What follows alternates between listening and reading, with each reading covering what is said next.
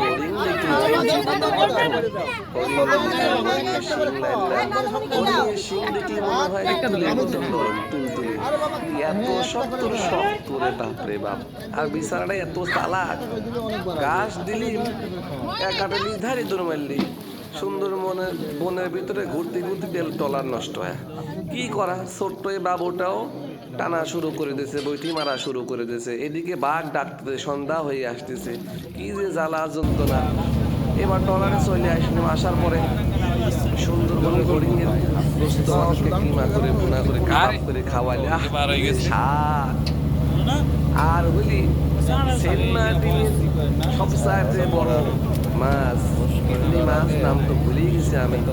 এই মাছ ফ্রাই করে কাগজ দিয়ে মুড়ানি, এত টেস্ট করে খাওয়া দাওয়া। ওই যে গুইসাপ, ওই যে গুইসাপ, ফলো করেন। সবাই আমাদের ফ্যামিলি সবাই আছে।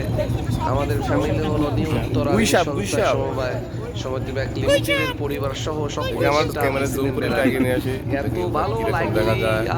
আলান ভাইয়ের ফেসটা নিয়ে আসে, আল্লাহর প্রশংসা। ওয়াও, অনেক সুন্দর মুখ। আমাদের এই যে পরিচালক তিনি আমাদেরকে দেখেন, আলামিন ভাই মন খারাপ, টলার নষ্ট হয়ে গেছে, বাঘ ডাকতেছে, ভয় এই মানুষ কান্দিছিলি সুবহানাল্লাহ কি লা ইলাহা কালিমা পড়তেছিলি, লা ইলাহা ইল্লাল্লাহ সুবহানাকা ইন্নী কুনতু মিনাজ জালিমিন। এই যে আমাদের বড় আপা সহসা পড়ে বলি, এই সময়টা হাঁটার প্রয়োজন ছিল।